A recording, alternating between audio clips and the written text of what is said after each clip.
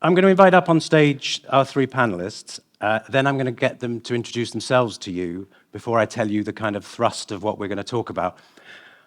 I did a little bit of research on them beforehand because, I mean, I know them all vaguely, but I wanted to get some dirt on them. So I went online this morning because I thought we're going to talk about brands and research. I'll just check them out. None of them say anything controversial online that I can find. So we're going to get it out of them today. Should I bring them up one at a time? Just to introduce them, and then I'll get you introduced yourselves properly. So Martin, if you want to come up first. Martin Bradley from MTM. Once they're all up, I'll get them to introduce themselves. I just want to say Martin Bradley is one of my competitors. He steals all our great staff, one by one. Some of them are in the audience. Great to have Martin here. Mattia, do you want to come up? Thanks, Mattia. Mattia Busuttil from the PressEnter group. So while Martin and I come from the research agency side, Mattia and Ulrich come from, well, they've both been on the agency side, in fact, on the creative advertising side, but they're currently both on the, what I would call client side. And Ulrich, would you like to join us? Thank you. So I'm going to be putting my questions and letting you put some questions to them. But before we do that, and I'm deliberately doing it this way around because I just want to get them to tell you who they are before I contextualize the structure of the debate. So do you just each want to just say a little bit, partly where you're coming from today, but also I think where you've come from in order for us to understand what the context with which you're going to approach the discussion is today. Anyone want to kick off? I can start. Thanks. Hello, everyone. Thank you for being here and listening to us, and hopefully we can have a very productive conversation maybe after. But in terms of presentation, I believe that if you want to get to know me more, I will first invite you to look at my LinkedIn. I don't need to go over my profile now. I tried that. You can, yes, well, I'm about to say some dirt. Okay. Then the other topic is that afterwards, as Michael mentioned earlier, we have an opportunity to catch up upstairs in the roof. So very welcome to catch up with me, have conversations. Profession, I come from the advertising agency side, full service mostly, creative and media. Worked across multiple markets, multiple industries, and hopefully, bring value into the iGaming industry today. The dirt side, and that's my secret, but you cannot find it publicly, only on my Facebook account maybe sometimes. My dream was to be a techno DJ. So I started that. I thought I would be, starting my career in techno, organizing events. Then I joined Betsson, caught up with a few people, and fell into Mattia.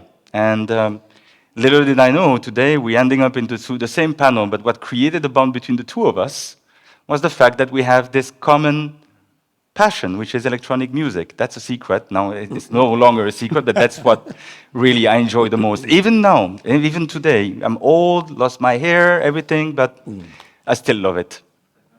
Thank you. Thank you. Ulrich.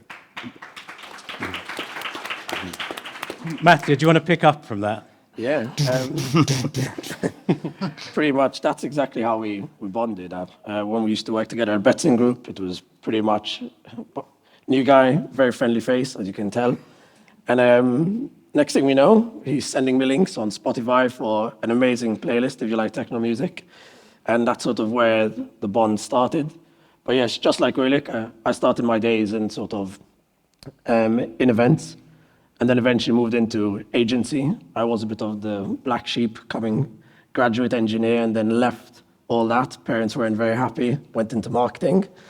But little did I know that I would end up here today, which I'm very grateful, and thank you all for joining.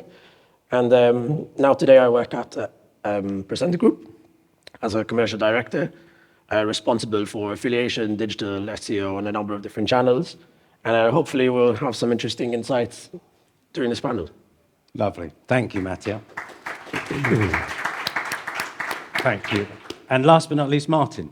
Yeah, unfortunately, I don't have an exciting backstory as a DJ. Just a lot of misspent time spent playing video games. But I come from an agency called MTM, which is a research and strategy agency that operates in the entertainment space. So we work with a broad range of entertainment clients, and I lead our iGaming work. So I've worked in Insight for 15 years. The last 10 has been with operators and providers in the iGaming space, B2B and B2C, in hopefully helping them make better decisions, focus on their brand, focus on their marketing, really look at the market before they make some of these decisions. So it's a subject that's very close to my heart. I know it is to Paul as well, that really we want the industry to have the information and the insight, the foresight, to make better decisions to protect the iGaming industry. Brilliant, thank you. So now I'll briefly contextualize the discussion as I'm sort of kicking it off, though we can take it in any direction they want or that you want. But when Michael and I first discussed this session, we're delighted to be the guinea pigs, by the way, just to see how it goes. And there may never be another one if this goes badly. We basically thought about the idea of, so this is going to be about, as Michael said, the day is structured deliberately to work through the sort of marketing process. And this is stage one, which is the talking to the consumer, the insight, the research stage. And Michael and I, in discussing how we might pitch this, were saying, before tactics comes strategy, and before strategy comes an understanding of your market, ideally through your consumers. And the risk was, and one of the topics I want to kick off with, was the risk was that in this particular sector, in this industry, it's very much led by the data, the performance data, and not enough by actually going out and finding what the end users think, want, need. So that's where I'm going to kick it off. And I'm going to open it to the panel to ask really if they can think of, it can be either good or bad examples of use of consumer research and how that has or hasn't helped a business to get into the wider issues they might face, other than just looking at the performance data, which, and let's not beat ourselves up. I think Martin made a very good point to me this morning. There's incredible stuff that goes on in the industry. It's gone from nowhere to there very fast. So it's not, we're being deliberately self-critical in order to get better. We're not trying to be damning of it. But we're just wondering if there's a better way to do some of this, I guess. Would anyone, Martin, do you want to kick off with any examples, good or bad? Or maybe one of each? I'll take the good, because like you said, we can spend too much time beating ourselves up in the industry, and I'm sure we're going to get onto that. Yeah, there's an example. So an operator that we're working with, I'm going to tread a little carefully on naming because of NDAs and all that kind of stuff. But there's an operator, very well known globally for its casino product, also in poker, kind of touching on sportsbook. And they came to us with the problem that they were very insular in how they marketed to either their current players or to acquire new players. And they developed a really sophisticated kind of clustering segmentation internally that it was also very clever, but it only looked at their own players and their own database. And they were making decisions about acquisition that was based on something that wasn't quite fit for purpose. They said, can you help us iterate this, make it the 2.0 version? So what we did was we took all their data, we augmented it with market orientation data, looked at the whole market to map it, and then gave them back how their players mapped against the market. And it's not complete BS, you're probably going to say this, but it did kind of blow their minds because they were looking at their high-value slots players, and they were sending them specific communications, and they had a specific understanding about them. But then we were able to augment what they were doing outside of that space and say, actually, there's this segment here who are spending a ton of money on sportsbook with other operators. And you're completely missing it because you're not seeing it in your data. You're not seeing it in your tools. And they were missing out on that potential money and conversion across verticals, which is what every operator wants to do, is to get players across different verticals and maximize your engagement.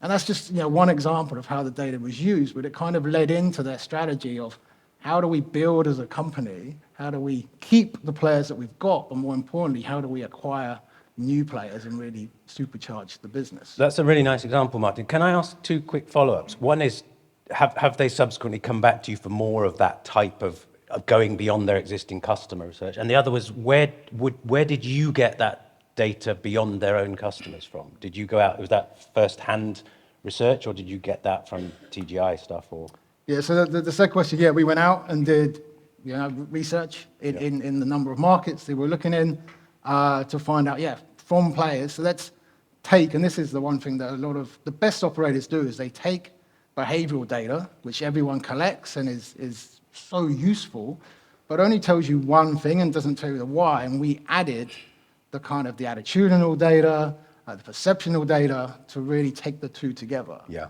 yeah, lovely. Thank you. Do either of you want to add an example or a case study? I can add one. As I mentioned earlier, I come from a background in the advertising agency, and I started my career in New York, and I joined one of those fantastic advertising agencies a while back, and the client or the industry, even more focused than that I was focusing on was pharmaceutical oncology. And one of those drugs that I was appointed to work on is called Sprycel. It treats chronic myeloid leukemia. The cases are super rare. And so when we did the research with the strategic team at the advertising agency, the sample of people we could tap into is very, very, very limited. But Bristol Myers Squibb, which owns Sprycel, really wanted to get to the bottom of it and really help people. And so when we sat in the room, what it is that I was exposed to for the first time in my career, I come from an SEO background, so I just started working with strategic people, creative people, what are we going to communicate, etc. They started talking about a focus group to be as representative of the truth and how we can communicate to those who have that medical condition. The focus group was 3 people. And so I questioned it, junior, new in the industry, and it's part of my personality. For those who know me, I question things. And so I jumped on and raised my hand and said, but how could we then base our strategy just on 3 people? The explanation is that the sample was so small that they had no other choices. At the time, it was actually early in 2000, they were already at the time, we didn't have this technology to do social media listening, to do market research with the likes of Kantar Media and TGI. And it's only later that I started to leverage the learning I had about this simple question I asked and that sample and small focus group to really build my understanding into how we can segment and build personas of many of the people that we want to target. And I've applied this across multiple industries, and now I'm trying to apply it at Betsson the most I can. Can I just follow up on that? Are you, having come out of, say, a sector like pharmaceuticals and then across to iGaming, are you finding, is there resistance? Are you finding that hard? Is there something cultural that makes that less likely to happen? Or is it just, it's all good? Well, I think that given that we are a rather large organization, the skill set of some of the marketing people varies market by market, country by country, culture by culture. So we're not all coming from the same school. My role at Betsson is more of a central role. You can picture it as if I'm a in-house consultant trying to provide best practice for the markets that are in most need for this. And so what I try to do is to leverage the background I've had, telling these stories inside Betsson, but also outside Betsson, to say, wait, listen to me, I have something to share that I've experienced that can be useful to you. Yeah. And so that's what I do. Some people want to listen to me, some people don't want to listen to me, but that's their choice. My role is to try to help them and bring the business of Betsson in the best position possible. Yeah. Explaining what it is that I've learned. But do you find resistance to going to research consumers outside existing customers? No, not so much. Not so much at Betsson, because Yeah. we work actually with advertising agencies Yeah. that provide all those insights that we are after. Yeah, okay. So either to grow the business in the market or penetrate some of the other markets that Pontus mentioned, LATAM and Eastern Europe, key markets where we're trying to focus on. Okay. Therefore, we leverage the relationships we currently have with the advertising agencies to tap into these markets and already have that research at hand. So what I'd like to come back to after I've asked Mattia the same question is what type of research it is that people are finding works outside the existing customer base? Because I presume in that case, is that feeding into the creative process to leading towards a campaign, a media campaign? Well, there would be how we communicate, Yeah. what it is that we communicate, the value proposition of the products that we're trying to amplify. Though, the one thing is that in this industry, according to the agencies we work with, and we ran quite a bunch of pitches last year, the common thing that they were coming up with is that the iGaming industry is swimming, or maybe sinking, that's my way of saying this, in a sea of sameness. Yeah. We have the same games, we have the same platforms, etc. I'll take the case of Betsson. If you go on the Betsson website, betsson.com, or BetSafe, some of the games are the same. The experience is slightly different. So it's very much about, and it's going to be another topic discussed later, brand building. So why is it that you're going to come to Betsson if it's not about the net-end, pragmatic play product? Why would you come to a Betsson brand rather than one of our competitors? Yeah. So it's really about understanding them and focus on what it is that ticks them. So that's an area I want to be quite careful we don't jump into the other session on branding. But I do think there is an overlap here between the kind of consumer you research to inform your brand and the branding session, but I'll try and keep that line distinct. Mattia, are there any particular case studies or examples of, and good or bad, from your... I think I'll keep this one short as well. I'm a bit conscious of time. I think, excuse me, everybody, I'm a bit hoarse today. My voice is husky, but it's huskier than usual. So, I think one of the first things, we're going back to what Ulrich said, when you are entering new markets and trying to leverage data, the first thing is obviously identifying competition. So there's always copy with pride. I mean, that's one of the things you should do. So first thing, go sign up at your competitors. I mean, go through the flows, make a deposit, see how they communicate to those customers, and then start to identify that and just start positioning, saying, okay, this works, that doesn't, we can't do this, could we do this? Mm-hmm. And then it's also, as Ulrich mentioned, and Martin, going out, working with agencies, collecting that data, doing your own internal assessment, and then sort of justifying, is that a viable investment? Because entering a new market costs a lot of money. Yeah. And especially when we're talking about the locally licensed market, if you want to go in and take market share, you need to be ready to bleed. I mean, then that's the reality of it, going in and trying to take 1-2% of a regulated market, like Romania, we've just entered in Romania. That's going to be a long slog. But if you believe in the market and you've done your research and you've positioned it in the right way, then you obviously have a strong business case. So then in that case, it's fine. But then there are the other opportunities of test and scale. I mean, I'm a very big believer of actually going out and signing up accounts, go and talk to the customer service and actually try and get that insight from competitors. Mm-hmm. So my colleague Roberto's probably got about 600 different email accounts across every doing market research. But that's the way you need to do it. Yeah. So that's my 2 cents, I would say. Lovely. No, thank you, Mattia. So I want to see if anyone wants to challenge the proposition, because I think when Michael and I first discussed this session, underlying it is the assumption that maybe this industry, this sector, is less good than some others when it comes to, and as you've already, in your answers already, you've distinguished, I think, between researching a new game, for instance, which you can do an A/B test, and you can do that relatively simply, and a much wider, deeper understanding of not just, I think we were talking earlier, but not just your existing audience, but potential audience. How are you going to appeal to them?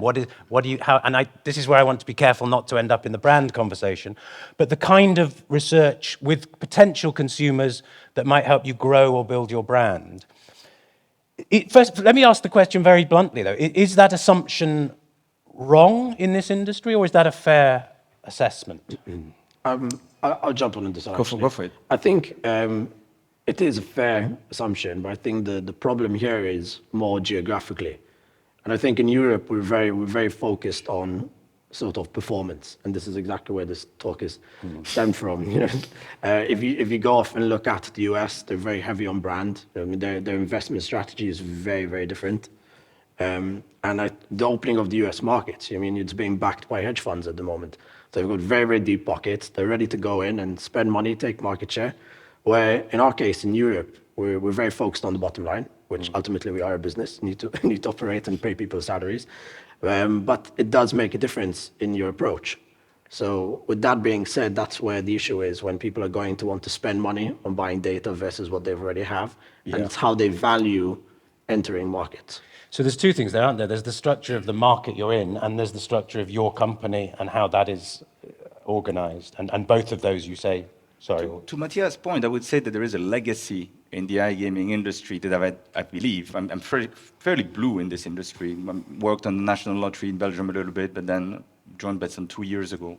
But the one first thing I saw was that a lot of the focus is, to your point, bottom line, acquisition-driven, affiliate marketing, SEO. Very much about this. So you go in many places, this is one of the big topics that's being discussed in many panels.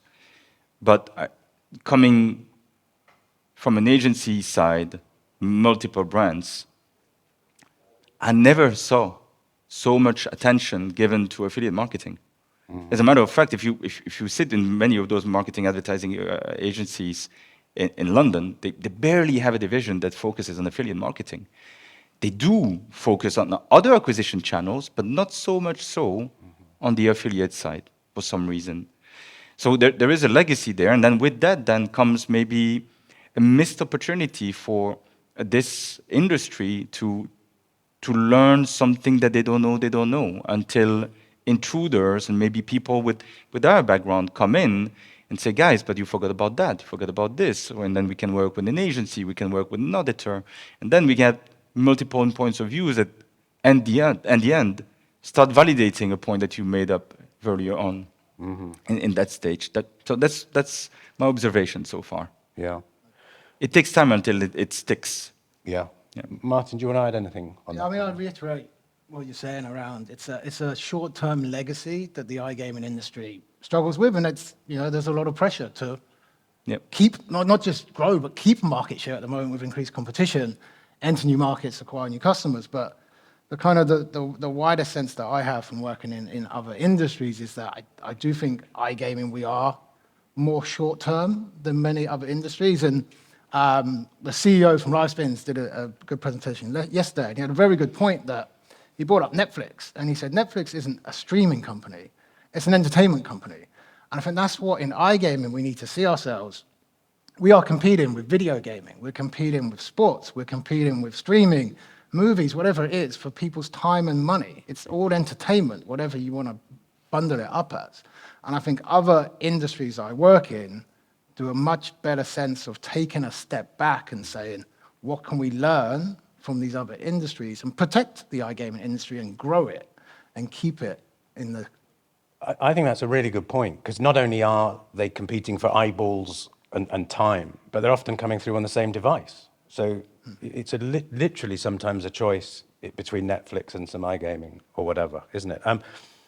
There was a question I had to follow up on that. Yes, it was if that's the case, if the competition is actually wider than just iGaming, in my experience, so as I say, Martin and I come from very similar agencies, and we do lots of media research. And I would argue that actually, to your point, they are better at doing consumer research, but they're not as good as some other sectors. In that, this is meant to be a question, not a speech. But essentially, the question I think is it true of creative type industries, which I would include television, and I would include iGaming, people creating creative content for end users, that you are inherently less willing to go out and trust the public to inform you.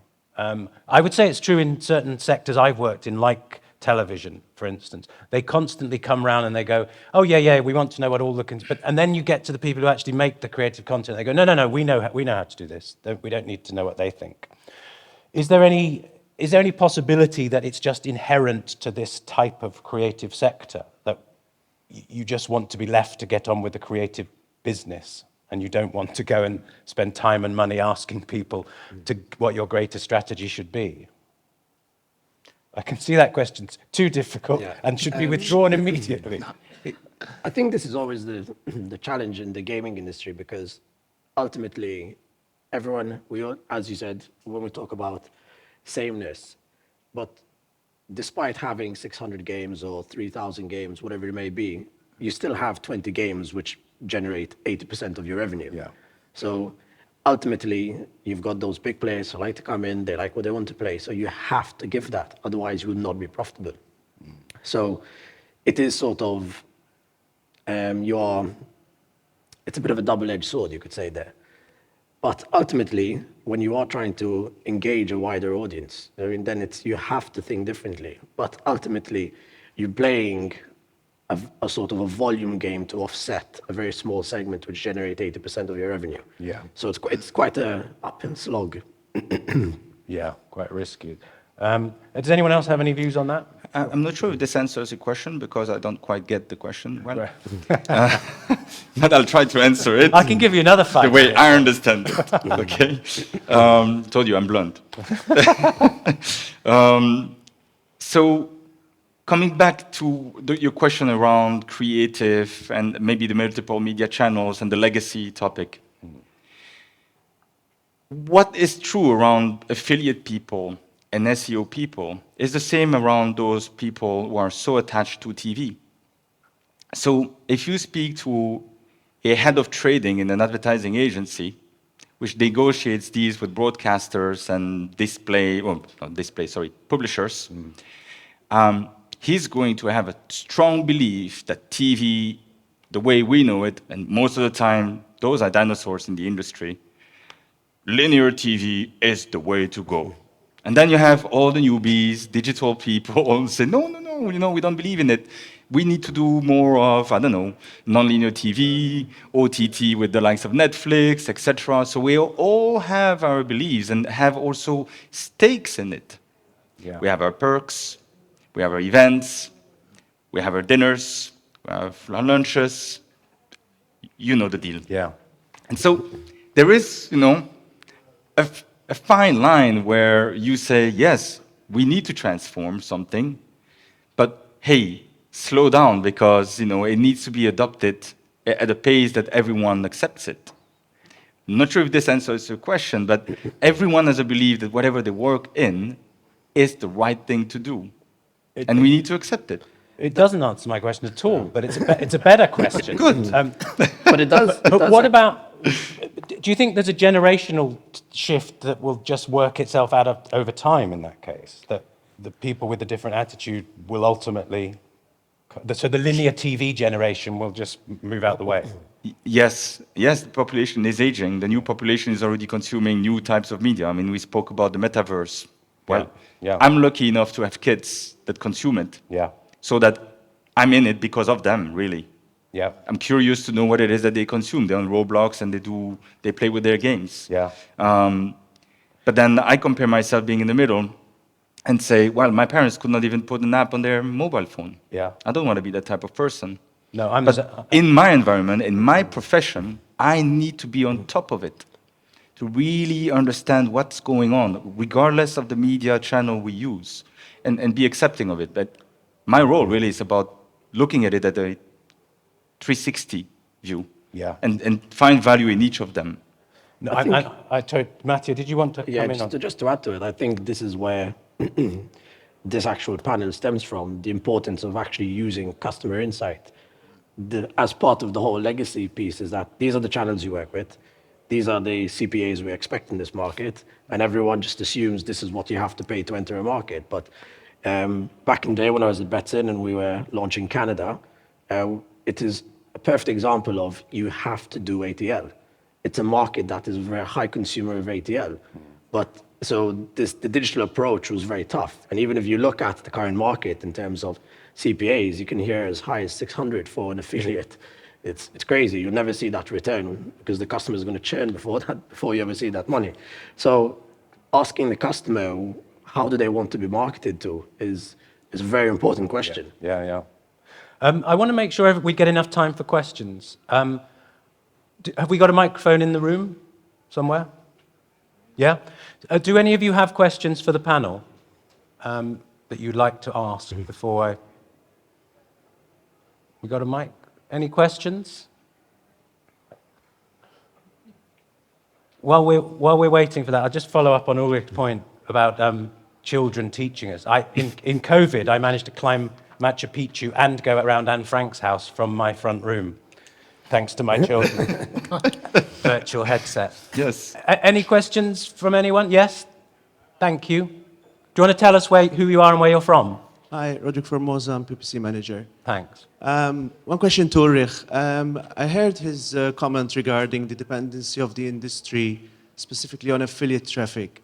In the last 2 years, have you seen shift towards more paid traffic in terms of search, display? I know there's programmatic as well, but I'm more interested in the search traffic. And the question is about search Have you seen a shift in the industry from the dependency in affiliation traffic towards, for example, more in-house PPC efforts to help offset some of that dependency on the affiliate traffic? I think that there is a fine line in affiliate marketing that we need not to cross as Betsson, that I discussed because, as I said, the legacy of affiliate is something that I sometimes question. The legacy itself is such that Betsson has won awards many times as a great affiliate partner, in the business. And that comes also through the relationship we've established with the affiliate networks. And so if there is a high reliance on affiliate, because the way affiliates get remunerated is very much based on revenue share, there is a fine line that we need not to break, in the sense that if we stop collaborating with them, because we know that maybe it might not return the revenue that we want, and we know that we might be tied to a high revenue share, it might hinder the entire relationship with those that we've established partnerships with for many years. So we need to find the right balance between maybe decreasing the dependency on affiliate marketing, maybe using it at the right moment, maybe reviewing the revenue share, but I don't think that this is one of those channels that's going to go away anytime soon, given the roots of this industry. So the question that Paul was asking earlier was that, is this something that might phase out with time? It might, but I don't know yet, but it's not something that we want to break away from. I don't think it would ever phase out, to be honest, because it always depends at what point in the journey. I mean, when you're entering a new market, you depend on affiliates to drive volume. Why? Because they're the guys in there taking the risk. That's why you pay high CPAs, because they're literally paying per click. So they're in there taking the risk, and you need them. I mean, and a lot of the times, if we take the example of this big shift from people exiting Ontario and everyone going after New Zealand, that was led by affiliates. Right. So it's you will always need them. But as to answering your question, at some point you do want to reduce the dependency because it's very high cost. But that comes with time. So it just depends on what phase you are when entering a new market. Yeah. Totally. That's actually one of the strategies we use when we penetrate markets. We can test the market and the appetite in that market by just leveraging the partnerships we already have with the affiliates to see if the customer base is biting. But so that's a really good example, going right back to the premise of this conversation, I think, which is if you do it that way, do you need to do any consumer research prior to just putting it out there? Or You should do, because you're investing. Yeah. So if you do get traction, you're not just going to keep pumping loads of money into affiliates. Yeah. So if you're running a short-term strategy, it's one thing, but if you're running a long-term strategy and you want to go in and take market share, you need to build proper brand. The voice of the customer is probably the most crucial piece of the puzzle. Yeah. It also depends on the strategy. Right. Because if your strategy is to penetrate the market and gain market share as quickly as possible, then you will need upper funnel media channels to really hammer hard and take that ownership of the market. Yeah. And I suppose that to go full circle, the argument for this session was, before you even decide what that strategy is, you should be doing some research to feed into that. Are there other questions? Yes, somewhere. Do you want to raise your hand again so they can find you? Thank you. So my clock there says 5 minutes left. I'm just saying. Let me see your watch. Do you want us to wrap it up after that? I'll do whatever you like. Okay. Sorry. Hi, Sam here from the iGaming Collective, an iGaming consultancy. But prior to that, I was at Skybet for a good number of years. And one of the big challenges we had, and I think, Paul, this is the same question that you just asked, but we'll give it a go. When we set up our insight and research team, there was a massive challenge in that all of the senior leaders have been in the industry for a very long time and therefore feel that they know everything. And all the decision making was based on quantitative data, like trading data or journey data, but it was all coming from the numbers. So how do you get the business buy-in to actually appreciate that insight and research is as important as that quantitative data? Yeah, what he said. I mean, Yeah. I mean, it's a great question, and it is one of the challenges that I have continually when talking to operators and providers. I mean, the main thing is trying to get them to understand that insight doesn't sit on its own. Like, it all needs to be used together with the trading data that you've got to augment each other. Like, they're not separate. Just because you've got all this great data doesn't mean it sits separately to any data you're collecting from the market. And look, to be honest, it's also using someone who will challenge your senior stakeholders to say, great, you know, you think you understand the market? Here's some info that we know. Did you know this? And getting them to change their view. You know, everyone needs that outside view. And this is, like we said, it is an industry that I think is quite insular. And the more people, and this, you know, this is what Michael's view for today was, let's smash this up. Let's challenge preconceptions and change what we're doing to protect the iGaming industry and make it better. There's no, I know it doesn't quite answer the question, like there's no silver bullet how you can go to your stakeholders. But it's just trying to open their eyes to the benefit of insight alongside everything else you're doing. I think that the way I've done it on the agency side is to, and this is the beauty of this industry, really, I love it, I'm passionate. Okay, if you do your market research up front, you leverage qualitative data, but also quantitative data. And in that data, you can collect user behavior, the devices they go on, the platforms they go on, when they go on it, etc. When you plan a media strategy, you plug that intelligence into the machines we use, that everyone consumes. Google, Facebook, and what's called DSPs, which is a demand-side platform. And what it allows you to do is to plug that intelligence, meaning keywords, words, into the machine based on the understanding of these people's interests. You plug in them, and up you go, up it comes. You get actually a forecast and say, if I spend 10 million in this, I'm going to get this many impressions, this many clicks. The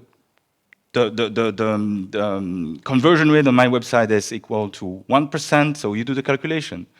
10 million, CPM 10, this gives me this many clicks, conversion rate, revenue. So you can actually pretty much forecast how much investment per channel will drive to you.